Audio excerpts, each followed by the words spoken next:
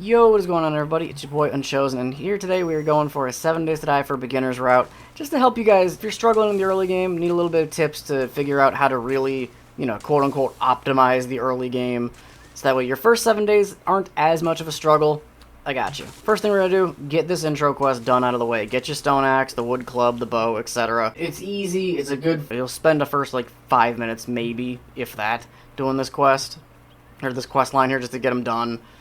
Opens up the trader route, be great. Now, typically in the beginning, you do want to try and figure out what weapon works best for your playstyle, because you got the wooden club, stone sledgehammer, stone spear. You can get a bone knife and a pipe baton, but those are a little bit further down the line, so I would stick between the first 3 craftable ones there of the sledgehammer, club, and spear. Depends on how much you want to do. Spear's got good range, club's got decent damage with minimal stamina cost. Sledgehammer does a lot of damage, but costs a lot of stamina, so it's kind of the trade-off you got to take here. Now, as you can see in the early game, I did decide to loot that house that was spawned right next to. I highly recommend just loot, loot, loot. Get everything you possibly can. You'll get a little bit of XP, and you'll start really just pushing through as much as you can. It helps out so much. Plus, like you can see here, I'm getting some zombie kills. That 400 XP just keeps bumping that XP bar up and up and up and up. Focus the loot, get your skill points up. Now, we're going to go into skill points in a little bit here, because obviously there's 5 different skill trees you can invest in. The first skill tree that I highly recommend investing your points into is agility, because you can get into the parkour perk early, and that is going to be a huge asset to go for the entirety of the game. Because parkour level 2, you'll get an additional block of jump height. It's so good.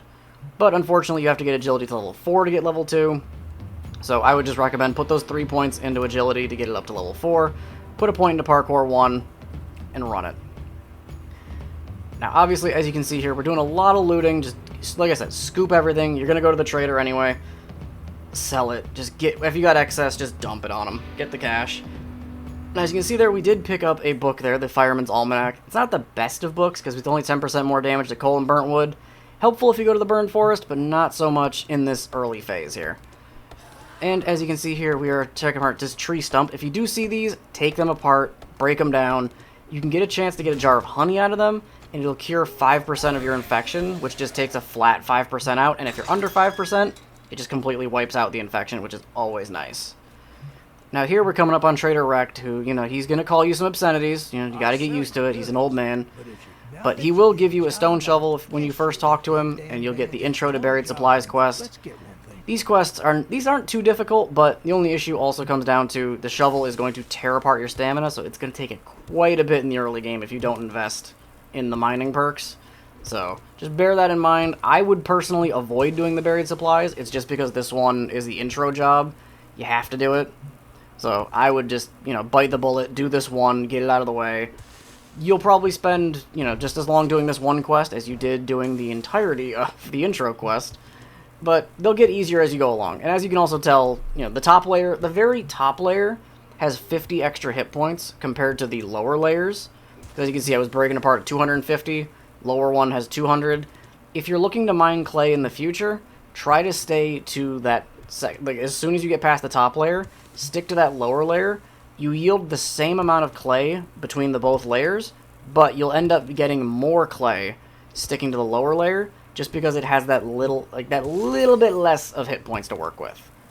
As you can see, there's the chest for the buried supplies. This intro one, sometimes it's alright. This one, I usually, I don't keep the sham sandwiches or rotten meat in the early game, so we literally just got a bottle of murky water for our efforts. And these buried supplies also spawn in some zombies afterwards. Sometimes they can spawn in zombies during the job, but like I said, I don't typically take these jobs because it's just more hassle in the early game. But for this intro job here, you're going to go back to the trader with that trunk you picked up that was in there, that little chest-looking thing. You will get the option between these 5 bundles here. I highly recommend going the pipe machine gun bundle or the pipe pistol. The pipe baton is a melee weapon. The pipe rifle and shotgun are single-shot weapons, so they're not the best to work with. But it is what it is. Next job we're going to take on here is a clear job. But before we do that, obviously, got to take advantage of the trader. Get the money, get the loot. As you can see here, I pop open the pipe machine gun bundle. I already had one, but I'm just going to sell the one I had back to him because it's damaged. Might as well take the full health one. Something to note, when you are doing, if you are selling weapons to the trader, if you played the old console build when weapons used to be, they would come with a clip of ammo in them so you could take them apart, get extra bullets out of it, now they come unloaded to start, So that's why I got that 15 bullets extra, like from the actual job itself there, or like from that little crate. But also to keep in mind, you can loot the traders' compounds. You can't destroy any blocks or take anything apart, but you can go through and loot everything. Like you see this small pile of liquor here, got trash, got different things. There are some work. Every trader does also have the 4 default workstations in their destroyed state. So the workbench, the chem station, the forge, cement mixer, they have all of those. They all also have 2 vending machines. One sells foods and candies, like you see here, the cans of soups and these different candies. Sugar Butts, huge value candy. If you're selling a lot to the trader, that 10% boost can give you a ton of cash. Second vending machine always sells drinks, so you'll have like your teas, waters, coffees. Sometimes you'll see Mega Crushes like you saw in there. Sometimes there's Grandpa's Forgetting Elixir. Sometimes there's a Learning Elixir. Those are nice to have, but, you know, in the early game I wouldn't prioritize rushing those. But, yeah, definitely something to keep in mind. If you do need food and drink and can't get any yourself, definitely want to make sure you're checking out those vending machines when you got coin. Now here, we have the cement mixer, which 9 times out of 10, these cement mixers will have a Forge Ahead book in them. These are worth their weight in gold.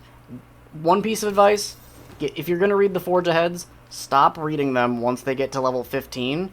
There's a perk I'm going to show you guys that'll help you get more Forge Ahead books, so you can keep getting the workstation books.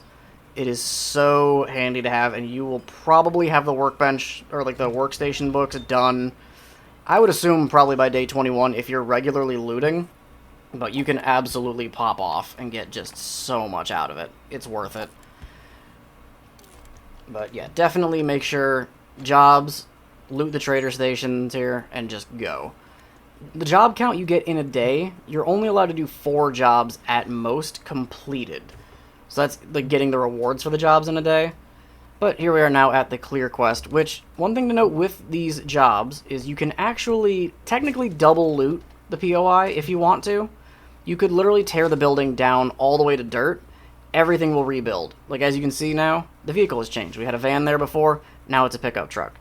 That charcoal grill we just looted and got a little bit out, got some bones out of, now it's back and lootable again. That cooler we destroyed, it's back so we can get more plastic. And one thing to also note, yes, get as much plastic as you can. It's going to help you a lot in the early game because you need 100 pieces of plastic to make a dew collector, which we'll go over in a little while there. As you can see here, we killed the vulture. I recommend if you want to speed, kind of speed through harvesting animals, do a quick look away, start the power attack with the knife, and then look back at the animal. It harvests way faster than if you try to do the power, you can still do the power attack looking at the body, but it's way faster to do it look away, look down, just do a quick flick between the two. You'll save a ton of time. Trust me, you'll thank me for it later. But yeah, in terms of everything, like I said, I get a lot of feathers. I keep at least the bow and arrow on hand, just so that way you have some range, because feathers are fairly abundant. Another thing to keep in mind, you will see sometimes POIs will have these like locked wall safes or gun safes. Higher level POIs will have hardened chests you can try to get into. Lockpicking is a thing you need to do. I would definitely recommend keeping lockpicks on hand if you find them. You can craft them at a certain point, but personally, I recommend you'll find a lot in loot, so just go with that. Now, something to note here is there are, not vehicle mods, but, mods for your armor and all the things you can use. That mod right there is godsend in the early game, because that mod, the water purifier mod, you can drink murky water, whether it's in the bottle or in the river, in a ditch. You will not have any of the negative effects when you put that mod on your helmet and drink. So definitely worth it. I'm not doing it right now just because I have the helmet light mod, so you guys can see what's going on in some of these darker POIs. But it definitely is worthwhile to get. Another thing to note while you're going through POIs, you saw it pretty quick there, that red key hanging on the wall there. Sometimes they'll be marked on the jobs to help progress, but those keys will open some locked doors that'll let you keep going further through a POI. And as you kind of saw there, those job rewards were not the best. They're kind of hit or miss sometimes with the job rewards. Like, usually I take ammo, or 9 times out of 10, I'm going to take the, if they have a crafting skill magazine bundle, those are really good, which we'll get into that in a little bit. But we're doing another job here. This one is a retrieve the supplies quest. We typically call them the fetch quest, 'cause that's what they're labeled as. I typically lean towards doing those, because you don't need to loot the entire POI. You don't need to kill every zombie if you're kind of just wanting to breeze through jobs and get them done quick. All you need to do is go into this POI, grab grab a little like the satchel similar to what you saw when we did the buried supplies quest. Grab it, go. That's all you gotta do. You don't need to kill nothing, don't need to loot nobody. Easy enough. Something to also note, as you can see here, I'm going through and you saw that I was locking inventory slots. You can do that to keep inventory from going into the chest if you dump everything all at once. So if there's stuff you want to keep, it makes life just that much easier. And as you can see up here now, Mo has actually left us a nice little loot bag here. Get a couple armored up books. Those loot bags are not common to drop from zombies, at least certain types, but they are definitely worth looting. When you see them, it's free loot. Free loot, little XP, usually get a couple of books, some ammo, food and meds. But yeah, here's that courier satchel we need for the supply quest. And take that back to Rect or whatever trader you took the job from. Easy clap. Just get in here, give them that satchel. You'll get the rewards. Here's the crafting skill magazine bundle. This, I always go towards this because you get 6 books. And it is so good. Because you'll get 6 books split evenly between 3 different, like, skills of sorts. It's kind of random. As you can see here, we got sledgehammer books, we got tool crafting book, and we got a shotgun book set, which, not the best, not the worst. I mean, the shotguns and sledgehammers obviously go towards my playstyle that I'm going with right now, but yeah, definitely very, very nice. Another thing to note, as you're playing through the game, you're going to see these challenges you'll be completing as you go along the way. I recommend trying to clear as many as you can. You don't need to do it as early as possible because you're going to get a lot as you play anyway. But definitely, if you can focus them, great. If not, like I said, don't stress. You'll probably hit the goals no matter what. Now here, as you can see, we are getting the dew collector, which this is why I recommended getting as much plastic parts as you can early on. Because this costs 100 plastic, 4 pipes, 4 duct tape. Duct tape's usually a little bit trickier to find in the early game, but as you get to the mid to late game, you'll start to really see a bit more of it. But the dew collector, I recommend as soon as you're able to get this thing put down, after you've read 1 workstation book. 1 Forge Head book gives you dew collector. Get that thing placed. ASAP. Because this thing will start producing murky water. It is slow as can be, though. So I would say, like, usually after a full day, usually, like, within, like, a half a day, you'll get 3 murky waters. If you don't put any of the mods into the dew collector, which isn't terrible, but I definitely recommend if you can get more than 1, go for it. You absolutely should. There's no reason to just push it off any further. But as you can see here, I'm kind of just doing a little bit of busy work, trying to get some tools made, get some, like, you know, upgrade my weapons a little bit. So there's nothing too crazy. But yeah, definitely, as you can see, dew collector is down there. So, alright guys, so that is everything you need to know for day 1 here. I know I threw a lot at you guys, trust me. Day 1 is the hardest day, it's going to have a lot to cover.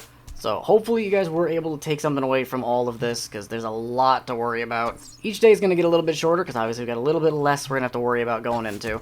But if you guys did enjoy, do the YouTube stuff down below. You know, it really does help out. And now that I'm starting to get back more into the YouTube swing of things here. But trust me, I do stream down on Twitch more often. So if you do want to check out the Twitch link down in the description, really do appreciate that. While you're down there, if you do want to join the Discord server so you can see when all the video uploads go live, streams go live, any updates in terms of content, things like that. You know, get to stay up to date on everything that's going on. With that, I'm going to get the heck up out of here, and I'll catch you guys later. See ya.